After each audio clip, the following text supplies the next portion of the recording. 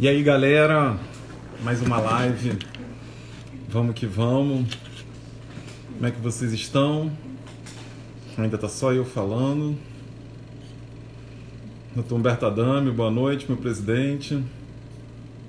Parabéns pelas lives. Gilton Melo chegando na área também. Deixa eu mandar uma cena aqui para vocês. Vamos esperar a nossa convidada.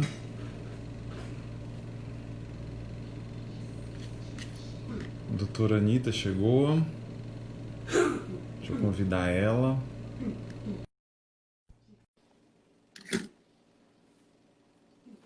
Doutora Taliane Rocha. Boa Boa noite, noite. Anitta, tudo bem? Tudo bem, Eric? E com Como você? estamos? Gente, Estamos me bem. perdoem o atraso. Tive uma cliente agora para atender. A gente está com uma demanda bem difícil agora na vara de família, né? São muitos pais e mães que estão sem ver filhos e filhas. E daí a situação está bem desesperadora. A gente espera que essa pandemia passe logo, porque são muitos pais e mães que estão. Alguns pais, algumas partes se aproveitaram dessa pandemia para exercer um abuso aí na guarda, né? E daí a gente está tendo decisões conflitórias do tribunal, os juízes deferem, outros não. E daí muita gente está desesperada no meio desse assunto. Gente, eu vou fazer aqui a apresentação da Anitta, fazer a apresentação do nosso projeto. Hoje é a 22ª edição do Diálogos de Pretitude. Teve o início logo na segunda semana da pandemia, quando a OAB fechou aqui no Maranhão, no dia 13 de março. E hoje a gente tem como convidada a doutora Anitta, que é advogada lá no Rio de Janeiro, de um escritório muito famoso, que é do Levinciano. Me confirma o nome do outro sócio, perdão, eu esqueço o nome dele. Sim, é um casal de sócios, né? O Levenciano e a Fabiana Martins. Isso, o Levinciano, Fabiana Martins.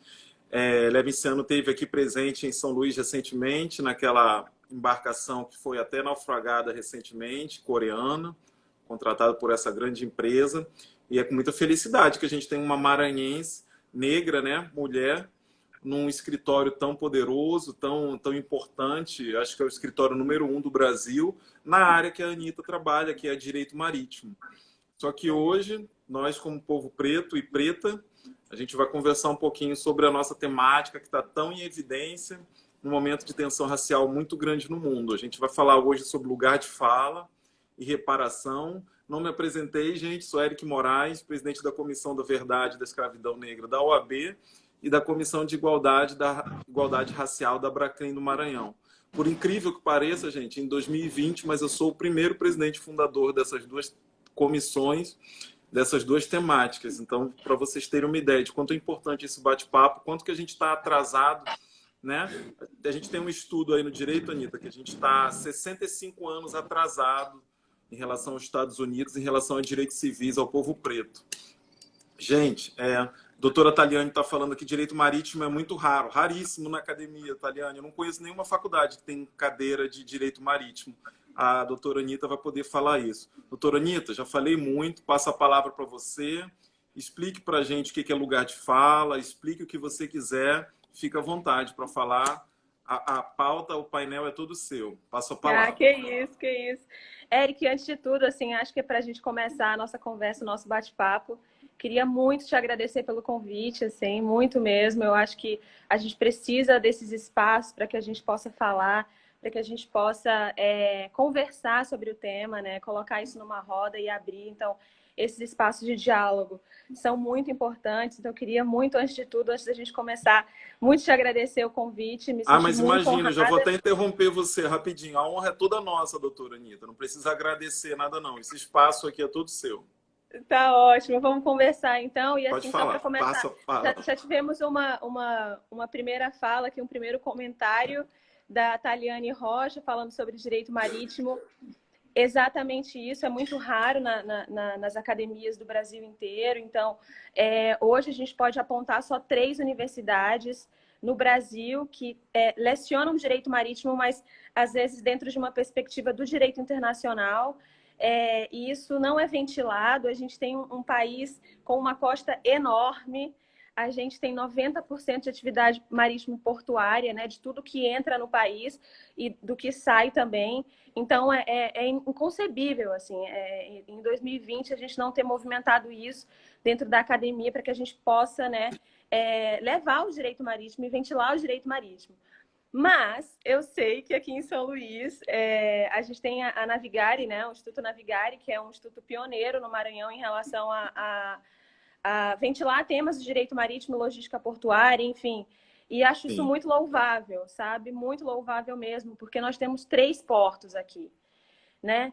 Então, é inconcebível também que as grandes empresas desse mercado precisem contratar profissionais em outros estados e a gente tem, né, maranhenses aqui que podem ser especializados e contratados para atuarem nessas áreas. Então, com 3 portos, é inconcebível que a gente ainda não tenha tido esse gás, né, na área acadêmica, da maneira que a gente espera que realmente tenha.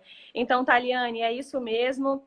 Isso precisa ser ventilado. Ela está falando ainda mais em cidades portuárias como o Maranhão. Exatamente. Nós temos 3 portos aqui. 2 portos privados e um porto público, né? E outros aí sendo construídos e a gente vê uma certa movimentação também. Então, a gente realmente precisa ir para cima nesse sentido. E aí, já entrando agora, Eric, em relação ao nosso assunto, eu acho que a gente tem bastante coisa assim, que a gente pode pontuar e falar, né? Eu acho que a gente está vivendo um momento que é histórico, né? E como não falar disso também nesse momento que é histórico? Eu acho que o povo negro, em relação a tudo que tem sido ventilado no Brasil, acho que nunca houve tanta cobrança. Eu, pelo menos, tenho sentido isso do aspecto intelectual.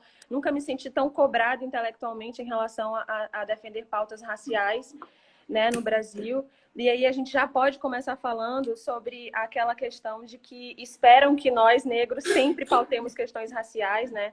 Já esperam isso de nós, como se todos nós também não pertencêssemos ao mesmo sistema que é estrutural, que a gente sabe, né? E que automaticamente fica reproduzindo esses discursos Essa de pauta é racismo. maravilhosa. Diga.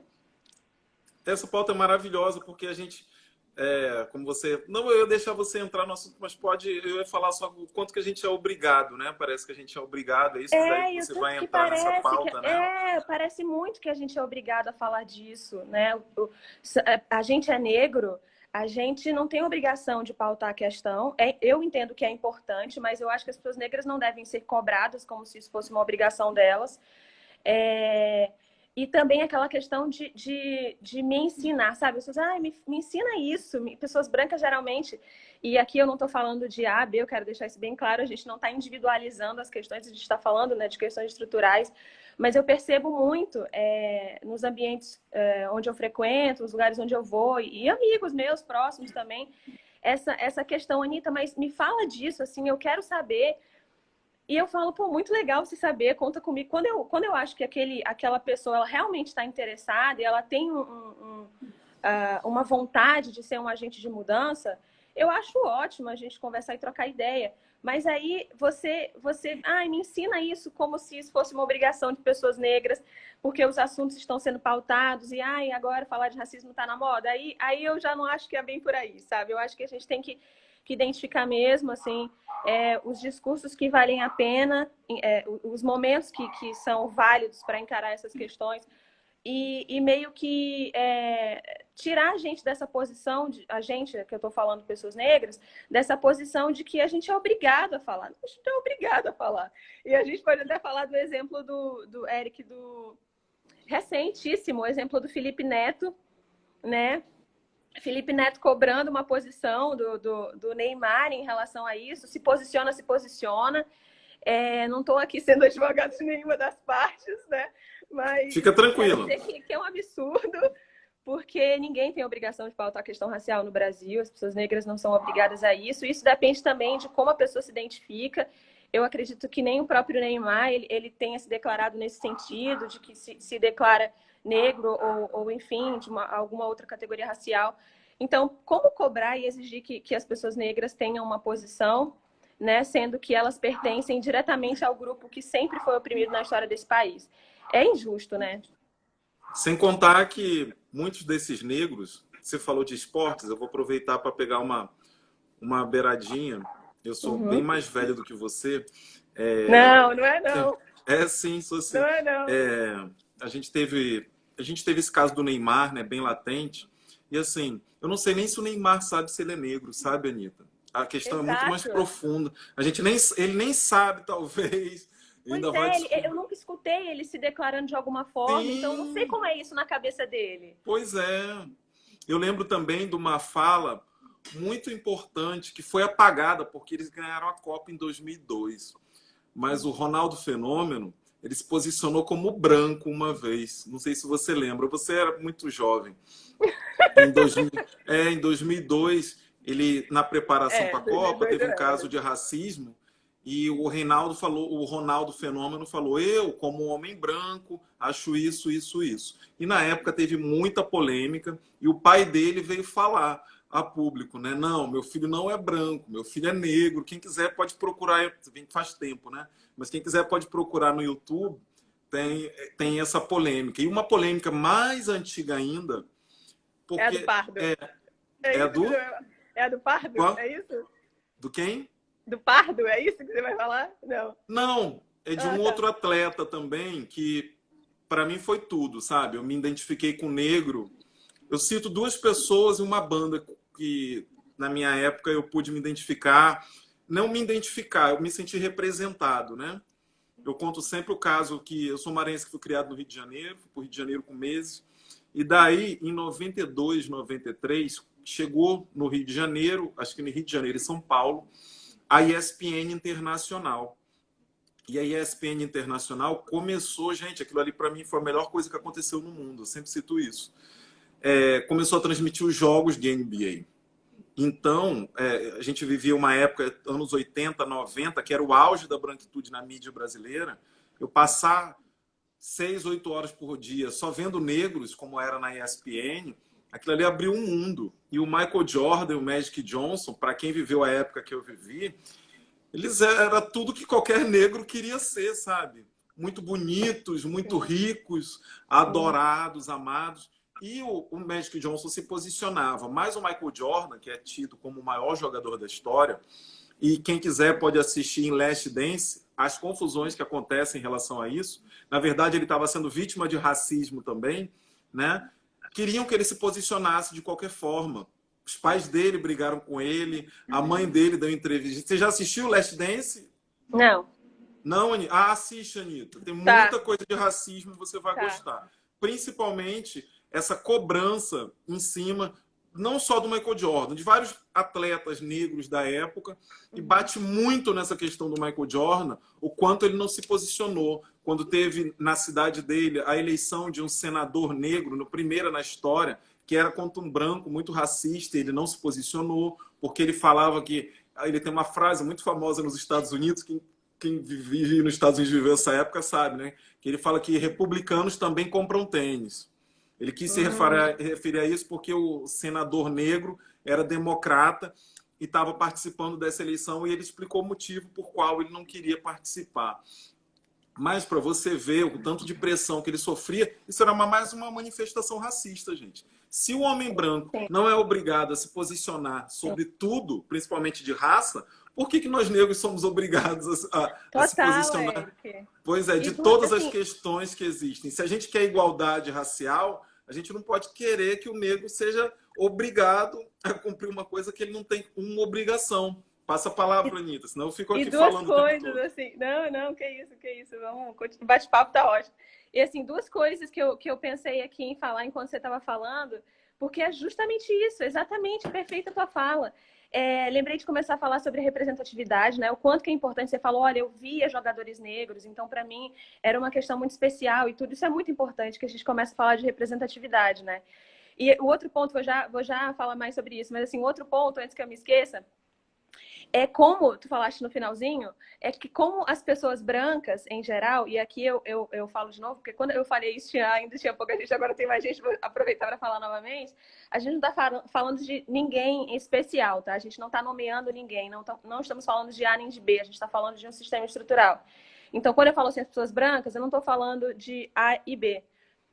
Até porque eu sou fruto de um relacionamento interracial, então eu sei que essas questões são muito delicadas e não é a intenção aqui nomear ninguém. Mas as pessoas brancas, e aí tratando a branquitude como ideologia também, ela se vê numa posição de nomear outras raças, como se ela também não pertencesse a uma categoria racial. Isso é muito importante, porque a gente fala de escravidão, a gente fala da negritude, a gente fala disso, a gente fala daquilo, mas assim, vamos falar também da branquitude como ideologia que oprime essas outras raças e é capaz de achar que pode nomear outras pessoas, tipo, eu sou branco. Mas aí quem tem raça é quem é negro, é quem é índio, é quem é asiático, é quem é isso, é quem é aquilo, sabe? Esse poder de nomear outras raças, como se o branco também não tivesse seus próprios comportamentos, sua própria ideologia, vamos dizer. Então, lembrei disso na tua fala, porque eu acho que é muito por aí, concordo muito. A representatividade, voltando aqui uma casinha, é muito importante a gente se ver representado. A gente tem um país com o dado mais atualizado de 56% de preto no Brasil. A gente não consegue enxergar esse percentual nos lugares, por exemplo, nas representações, nas esferas políticas. A gente não consegue enxergar esse percentual dentro das empresas, nos conselhos de administração das empresas SA. A gente não consegue ver. A gente não consegue ver também nos lugares quando a gente frequenta grandes shoppings e grandes restaurantes. A gente não vê, e quando a gente vê, sobretudo em restaurantes, a gente enxerga muito o negro numa posição de serviço e não de consumo. Então, como a gente não consegue enxergar uma coisa que para nós negros, a gente assim, branquitude no caso, né? Não consegue enxergar uma coisa que é tão evidente. Se a gente tem 56% de negros, por que eles não estão representados? Por que a gente não está representado? Por que no mercado que eu atuo, eu sou, vamos dizer, entre os advogados negros que eu conheço dentro do direito marítimo, eu sou a terceira, sabe? Em grandes como isso é escritórios, possível, Anitta. Sabe? Perdão. Em grandes escritórios como o seu, nós somos 1% no Brasil. Somos 1% no Brasil e 1% entre mulheres e homens negros, né? Mas se a gente for considerar mulheres negras em posição de gestão no mercado, e aí eu já saio um pouco só do direito marítimo para falar do mercado no Brasil, o último dado é de 0,4%. Como assim 0,4% de mulheres negras em posição de CEO de empresa, sabe? Num país com 54% de pessoas negras. Então, é muito cruel isso. E é muito... eu tenho percebido, nos últimos anos, a gente pautando essa questão, e aí eu falo a gente agora como movimento Os Negros, no plural mesmo, porque eu acredito nessa pluralidade. Eu acho que a gente vem pautando isso nos últimos anos, mas há 10 anos, há 15 anos, isso não era pautado, né? E como a gente não, jamais. E como a gente foi construindo esses espaços. Tem uma questão que é levantada assim, vez ou outra, e aí eu combato assim na hora, porque tem coisas que eu acho que são inadmissíveis, como se pessoas que estão ocupando esses espaços de poder fossem super boas, maravilhosas e abriram portas para que nós, negros, pudéssemos ocupar determinados espaços. Quando, na verdade, eu acho que não é por aí. Eu acho que o pensamento é o pensamento da emancipação do povo negro. Se a gente ocupa alguns espaços hoje, isso é fruto de um protagonismo que é negro, sabe? É fruto de um protagonismo, de uma emancipação do povo negro, que foi luta e é luta até hoje, né? Então, se deixar falando também, Eric, eu vou falando aqui, a gente vai falando. Não, fica à vontade. A gente repete aquela frase de... Aproveitando aí, a gente repete aquela frase do nosso líder Martin Luther King, né? É o que a Anitta está falando. Esses espaços não foram cedidos para a gente, sabe? A branquitude, a branquitude ela não é antirracista igual lá nos Estados Unidos. Esses nossos espaços foram conquistados com muita luta, com muita briga, principalmente com muito conflito, porque é um assunto muito polêmico. Quando a gente fala de maioria negra no Brasil, daí a gente traz para o Maranhão. Travou aqui a Anitta, deixa eu ver se ela volta. Tá me ouvindo, Anitta? Eu travei, tô te ouvindo perfeitamente. Ah, que ótimo, então vou continuar. Tá. Quando a gente traz aqui para o Maranhão, esses dados são bem piores. Aqui no Maranhão, a gente tem um último dado do IBGE, 76, e com uma expectativa para o próximo de 83. A gente está só esperando essa divulgação. Aonde que aqui no Maranhão, dentro de um restaurante, dentro de um hotel, dentro de qualquer lugar que não seja, qualquer número que seja prejudicial para o Estado, aonde que o negro vai estar lá? Em nenhum, né? Gente, eu quero só fazer aqui uma uma rapidão aqui. Dr. Marcos Adriano, juiz negro, vai estar comigo na próxima live. Quero agradecer a presença dele. Quando a gente fala de representatividade, é sobre isso, né? Quantos juízes negros a gente vai ter essas pautas? Tem uma foto, Anitta, não sei se você viu, uma foto do Total. TJ de São Paulo. Do TJ São Paulo? Sim, sim, nossa! Pois sim. é. Gente, é aquilo que eu falo muito disso, Eric, desculpa assim, sem à querer te vontade, à interromper, vontade. mas falando de juízes negros, eu falo, a tua câmera virou para mim agora. Tá, eu desvirei voltou. aqui. De juiz negros, assim, eu falo muito sobre... Eu tenho um pai que é juiz e é negro, então a gente sempre troca ideia, ele é juiz aqui no Maranhão. E falando da OAB, eu era OAB Maranhão até final do ano passado, eu só transferi a minha OAB ano passado, final do ano passado. Mas eu era OAB Maranhão, transferi há pouco tempo. Pois bem, a gente conversa sempre sobre essas questões raciais e fala muito da magistratura, né? E aí a gente aqui, enquanto advogados, como é que a gente pode enxergar e também ter essa ideia, que é justamente o que tu estás falando, de que as pessoas que julgam as pautas, os processos, as pessoas são brancas, né? Como é que elas julgam esses processos, né? E como é que a gente neutraliza isso? E como é que a gente pode transformar isso transformar no sentido de pertencermos ao ambiente jurídico, né? Como que a gente pode fazer e provocar essa discussão também? E achei super interessante o que você falou. A foto do TJ São Paulo é um exemplo, assim, é muito simbólica aquela foto. Por ser o tribunal, o maior tribunal do Brasil, né? E como isso é possível? Como isso é possível? Sim, o Adilson Moreira... comentários. Fica à vontade. O Adilson Moreira, que tem uma live comigo, ele conta de um caso muito importante de racismo recreativo. O Adilson Moreira, gente, para quem não conhece, é o autor da tese mundial de racismo recreativo. O livro dele vai ser lançado no mundo todo. Essa tese surgiu aqui no Brasil com ele. E ele explica sempre um caso de São Paulo, né, de uma mulher que estava no supermercado e ofendeu um negro, né, injuriou ela com algum termo racista. Mas o tribunal, os tribunais em São Paulo perdeu no STJ, porque eles entendem, todos esses juízes brancos por onde passaram os processos, eles entendem que esse humor, né, que na verdade é um crime, é um racismo recreativo, é como uma brincadeira.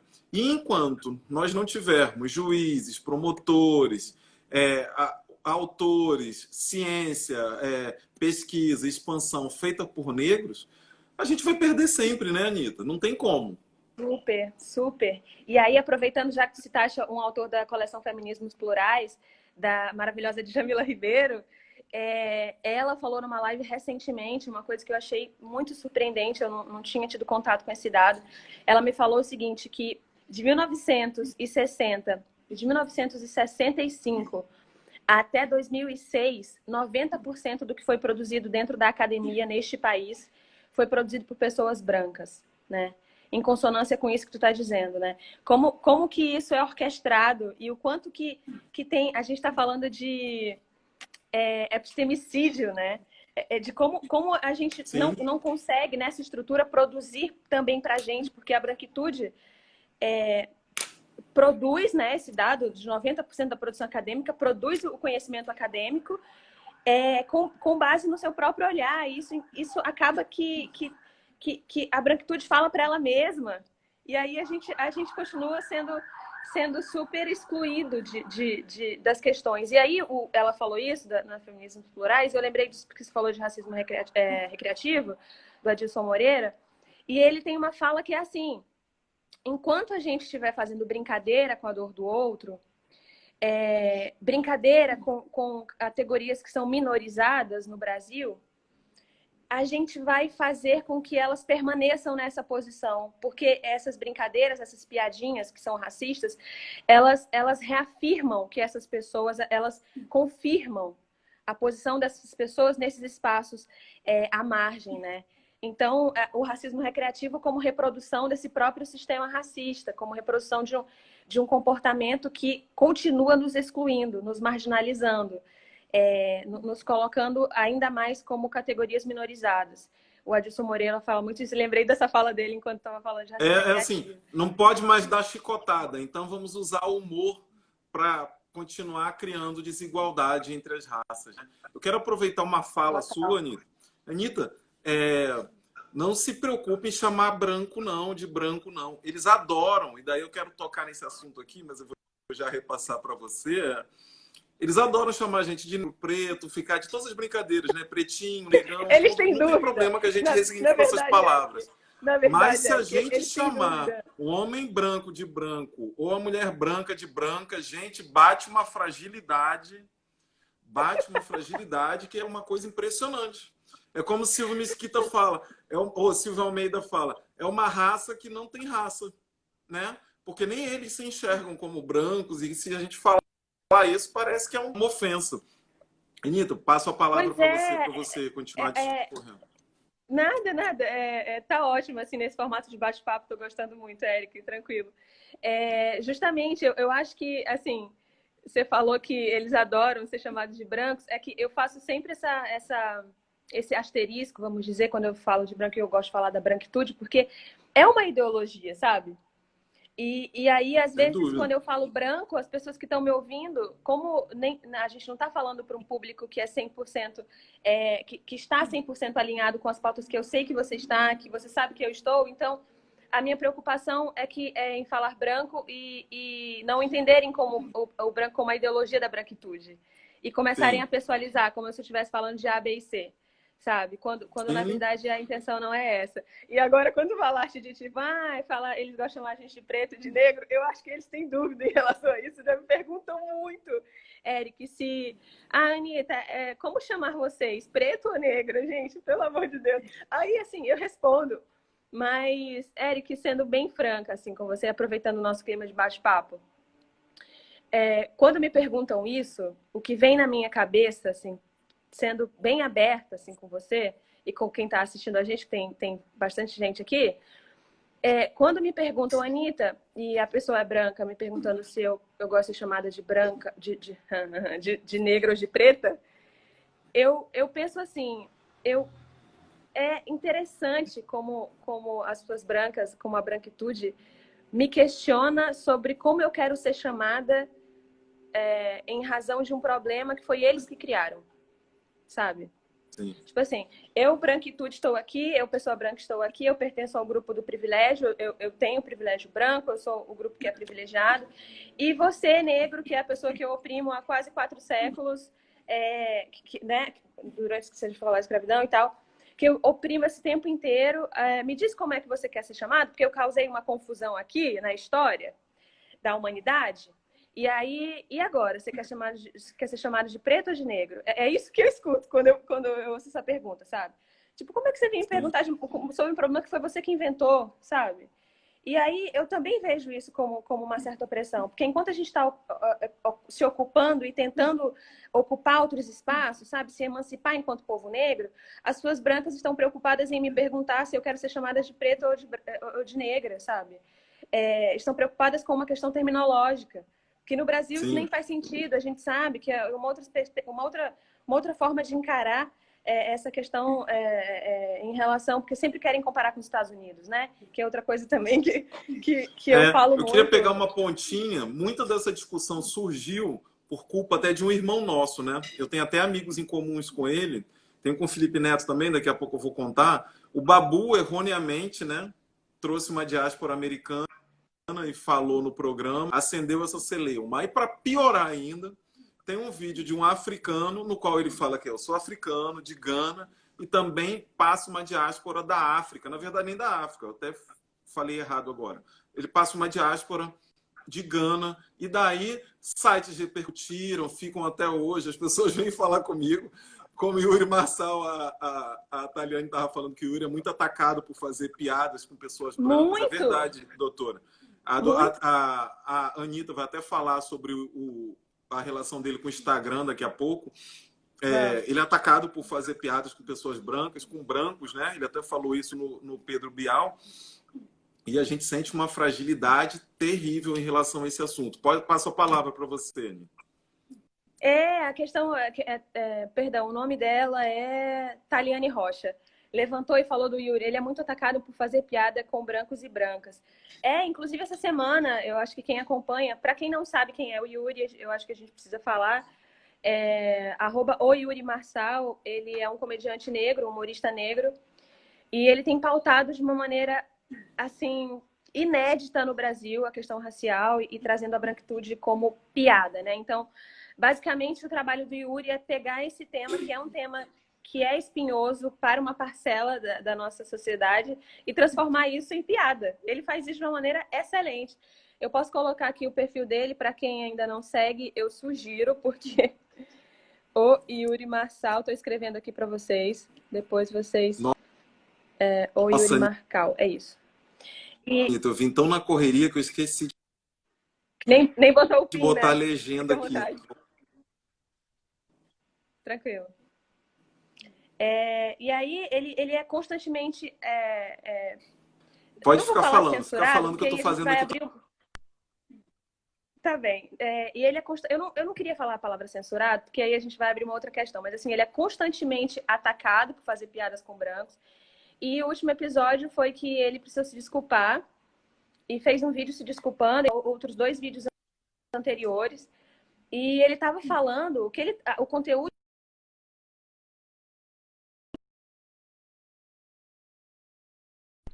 Então, quando pessoas brancas dão posicionamentos racistas, o Instagram ele não tem uma política, nem opção para você denunciar, ele não tem a opção racismo. Você encontra lá a opção discurso de ódio, opção não sei o que lá, mas racismo não tem. Então, uma pessoa branca se pronunciou e foi racista no seu pronunciamento, e ele fez piada com isso, e debochou de maneira muito sarcástica, que é uma coisa que ele faz. Ele não está me ouvindo, Eric. Vocês estão me ouvindo, gente? E não estão ouvindo o Eric, é isso? O Yuri faz tudo e é perfeito, exatamente. Anitta Machado, lugar de fala e reparação, foi o PIN do Eric. Vocês estão me ouvindo? Por favor, deem um joinha para quem estiver ouvindo. Eu acho que o problema é só no Eric. Gente, perdi o áudio da Anitta. Ah, tá. Vou sair e vou entrar, então.